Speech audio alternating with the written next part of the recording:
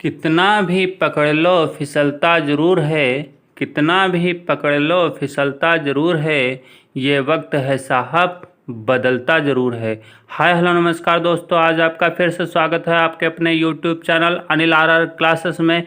आज मैं हिंदी पेडागोजी का पार्ट नंबर 10 लेकर के आया हूँ, जिसमें कुल प्रश्नों की संख्या 12 है। चलिए शुरू करते हैं आज का पहला प्रश्न।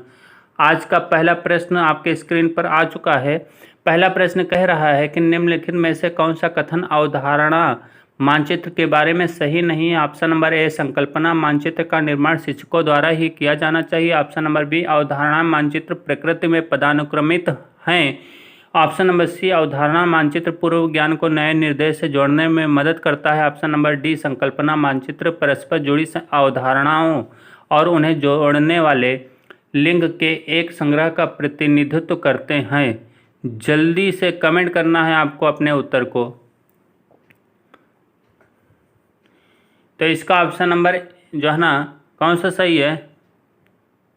तो इसका ऑप्शन नंबर ए सही है। संकल्पना मानचित्र का निर्माण शिक्षकों द्वारा ही किया जाना चाहिए। संकल्पना का मतलब होता है कॉन्सेप्ट, ठीक है। तो कॉन्सेप्ट जो है ना, मानचित्र का निर्माण जो है ना शिक्षकों द्वारा ही किया जाना चाहिए। तो ये आपका जो है ना सही नहीं है, ठीक है, क्योंकि इसमें सही नहीं है पूछा गया। और कहीं भी ही शब्द आ जाए, ही है ना, यहाँ पर देखिए ही शब्द आ गया, तो वो ज़्यादातर क्या है, नकारात्मक ही माना जाता है। तो याद रखना है, टैग वर्ड याद रखिए कि जो ही शब्द आ जाए कहीं भी तो नकारात्मक ही माना जाता है, और नकारात्मक इसमें पूछा गया है, तो यही आपका सही है, ठीक है। चलिए आगे चलते हैं।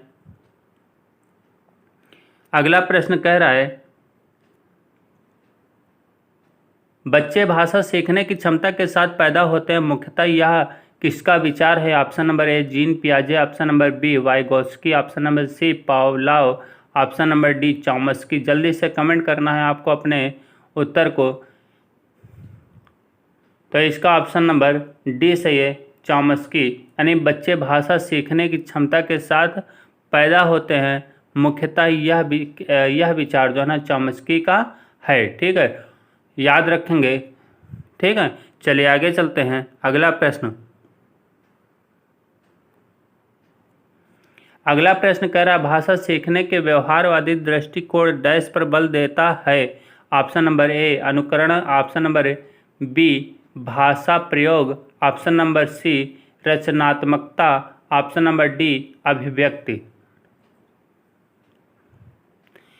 तो इसका ऑप्शन नंबर ए सही है, अनुकरण। यानी अनुकरण जो है ना, यानी भाषा सीखने का व्यवहारवादी दृष्टिकोण अनुकरण पर बल देता है, ठीक है। वो अनुकरण का सिद्धांत, यानी कि अनुकरण का जो सिद्धांत है वो किसने दिया था? वो स्किनर ने दिया था। किसने दिया था? याद रखना है, स्किनर ने दिया था। किसने? स्किनर। याद रखना है, स्किनर ने दिया था। कौन सा सिद्धांत? अनुकरण का सिद्धांत, ठीक है। तो याद रखना है। आगे चलते हैं। अगला प्रश्न कह रहा है कि हिंदी भाषा के आकलन का उद्देश्य नहीं है।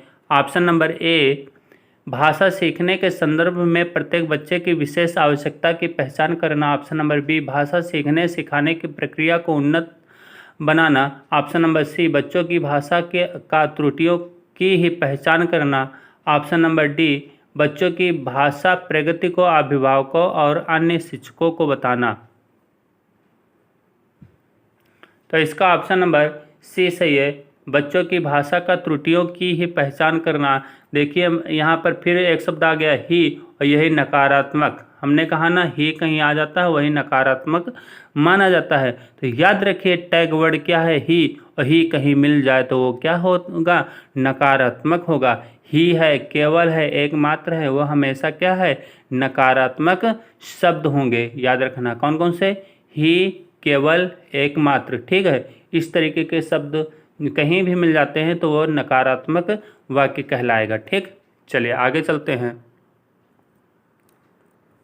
अगला प्रश्न कह रहा है, डिस्ग्राफिया से प्रभावित बच्चों को मुख्य रूप से डैश में कठिनाई होती है। ऑप्शन नंबर ए, बोलने। ऑप्शन नंबर बी, पढ़ने। ऑप्शन नंबर सी, लिखने। ऑप्शन नंबर डी, सुनने। जल्दी से कमेंट करना है आपको अपने उत्तर को।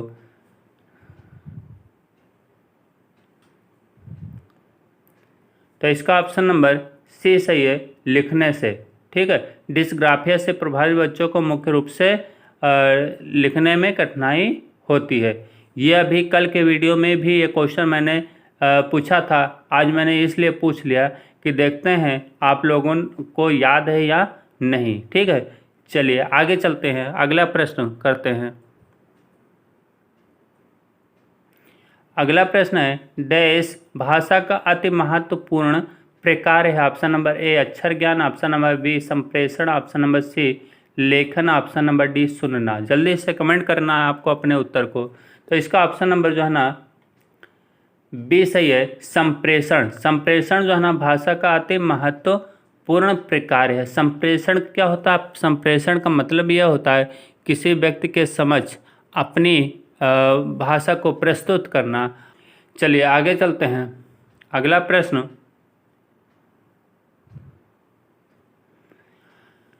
कक्षा 5 के बच्चों के भाषा आकलन के संदर्भ में आप किस सवाल को सबसे कमज़ोर मानते हैं? ऑप्शन नंबर ए, यदि इला तुम्हारे स्कूल में आए तो इसे किन किन कामों में परेशानी होगी। ऑप्शन नंबर बी, अपने दोस्तों से पूछकर पता करो कि कौन किस बात से घबराया है। ऑप्शन नंबर सी, ईदगाह कहानी में हामिद ने मेले में क्या खरीदा। Option number C, option number D, Keshav सबसे क्या कहता होगा। ऑप्शन नंबर क्या कहता होगा, कल्पना करके शब्दों में लिखो। तो इसका ऑप्शन नंबर सी सही है, यानी कि ईदगाह कहानी में हामिद ने मेले में क्या खरीदा है, यानी कि वन वर्ड टाइप क्वेश्चंस ये आपका जो है ना ऑप्शन हो जाएगा। तो यानी कि इससे क्या भाषा का आकलन सही तरीके से नहीं हो सकता, यानी कि यही सबसे कमज़ोर क्या है सवाल है। ठीक है, चलिए आगे चलते हैं। हिंदी भाषा शिक्षक का यह प्रयास होना चाहिए कि वह ऑप्शन नंबर ए, बच्चों द्वारा मानक भाषा का ही प्रयोग करने के लिए अवसर दें। ऑप्शन नंबर बी, बच्चों की मातृभाषा के स्थान पर हिंदी भाषा को ही कक्षा में स्थान दें।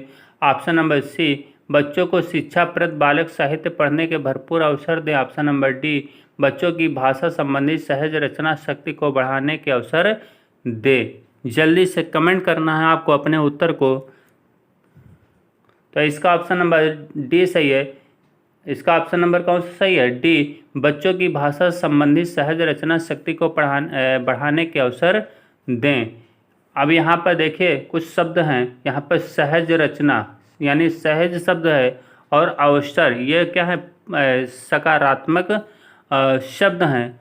तो यानी कि इससे क्या है ये सही, यानी कि आपका बिल्कुल ऑप्शन सही हो माना जाएगा। ठीक है, तो यानी कि यह जो पूरा वाक्य है क्या है सकारात्मक वाक्य होगा। अब देखा जाए तो ऑप्शन नंबर सी में भी अवसर शब्द आया, लेकिन क्या है एक ही शब्द अवसर आया है, यानी दूसरा कोई पॉजिटिव यानी कि सकारात्मक शब्द नहीं मिल पा रहा है। तो इसलिए डी सी की अपेक्षा देखा जाए तो डी सही है। और इसमें ऑप्शन नंबर बी देखा जाए तो बच्चों की मातृभाषा के स्थान पर हिंदी भाषा को ही कक्षा में स्थान दें। तो हमने कहा ना ही शब्द आ जाए तो आपका नकारात्मक होगा। तो यहाँ पर देखिए ही शब्द आ गया तो ये क्या होगा नकारात्मक वाक्य होगा। और फिर ऑप्शन नंबर ए कह रहा है बच्चों द्वारा मानक भाषा का ही प्रयोग, देखिए यहाँ पर भी ही आ गया है ना, तो ये भी क्या है नकारात्मक वाक्य कहलाएगा।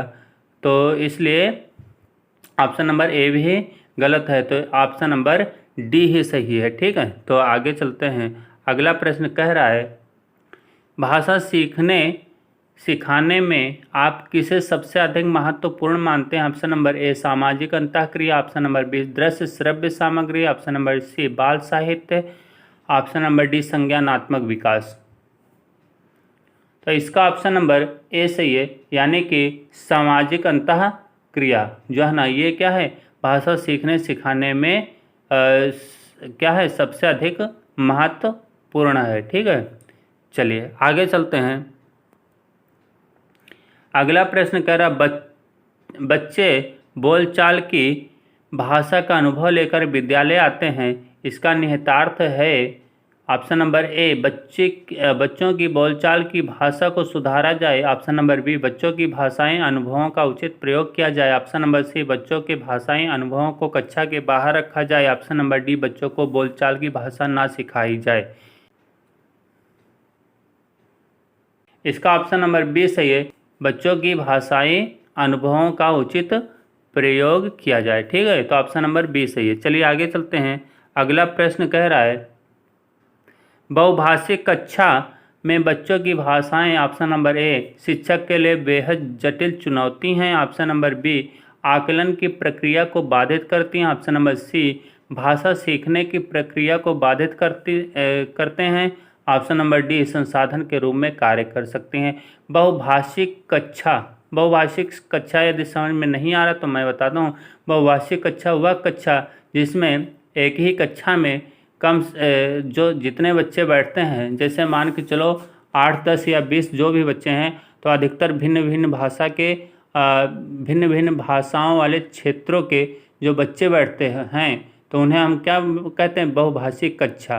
ठीक है, जैसे कुछ बच्चा तमिल बोल लेते हैं, या कुछ बच्चे इंग्लिश बोल लेते हैं, या कुछ बच्चे क्या है हिंदी बोल लेते हैं, तो वो क्या कहलाती है, बहुभाषिक कक्षा। ठीक है, तो यह बहुभाषिक कक्षा कहलाती है। चलिए अब इसका ऑप्शन जल्दी से कमेंट करिए कौन सा ऑप्शन सही है। तो इसका ऑप्शन नंबर डी सही है, संसाधन के रूप में कार्य कर सकती है। यानी कि जो बहुभाषिक कक्षा में बच्चों की भाषाएं क्या है, संसाधन के रूप में कार्य कर सकती हैं। चलिए आगे चलते हैं। अब प्रश्न नंबर 12 है प्राथमिक स्तर की हिंदी भाषा की पाठ्य पुस्तक में आप किसे सर्वाधिक महत्वपूर्ण मानते हैं, ऑप्शन नंबर ए नैतिक मूल्य वाली कहानी कविताएं, ऑप्शन नंबर बी बहुतायत में दिए गए अभ्यास कार्य, ऑप्शन नंबर सी हिंदी भाषा को विविध रूप देने वाली रचनाएं, ऑप्शन नंबर डी बहुत प्रसिद्ध लेखकों की प्रसिद्ध रचनाएं। तो इसका ऑप्शन नंबर सी सही है, यानी हिंदी भाषा को विविध रूप देने वाली रचनाएं। यहाँ पर जो विविध शब्द है ये क्या है, सकारात्मक शब्द है। कौन सा शब्द है, सकारात्मक शब्द है। अब जितने मैं शब्द बता रहा हूँ इनको आप एक साइड नोट कर लीजिए या फिर आप याद कर लीजिए, जिससे आप शब्दों को पकड़कर आप पहचान कर सकते हैं कौन सा ऑप्शन सही होगा। अब इसमें सकारात्मक पूछा गया है यानी कि सही पूछा गया है, तो वही आपका सही यही है, यानी हिंदी भाषा को विविध रूप देने वाली रचनाएं। ठीक है, चलिए आगे चलते हैं। आपके लिए प्रश्न है, प्रश्न नंबर 13 कह रहा है वाणी डैश होती है और लिखित भाषा की तुलना में काफ़ी तेज़ी से बदलती रहती है, ऑप्शन नंबर ए गौड़, ऑप्शन नंबर बी स्थिर, ऑप्शन नंबर सी अस्थायी, ऑप्शन नंबर डी स्थायी। तो आपको कमेंट करना है अपने उत्तर को और बताना है इसमें कौन सा ऑप्शन सही है। ठीक है, तो दोस्तों आज की वीडियो यहीं पर समाप्त होती है। अगली वीडियो अगले दिन और इसी समय इसी वक्त के साथ फिर मिलेंगे। तब तक के लिए नमस्कार दोस्तों।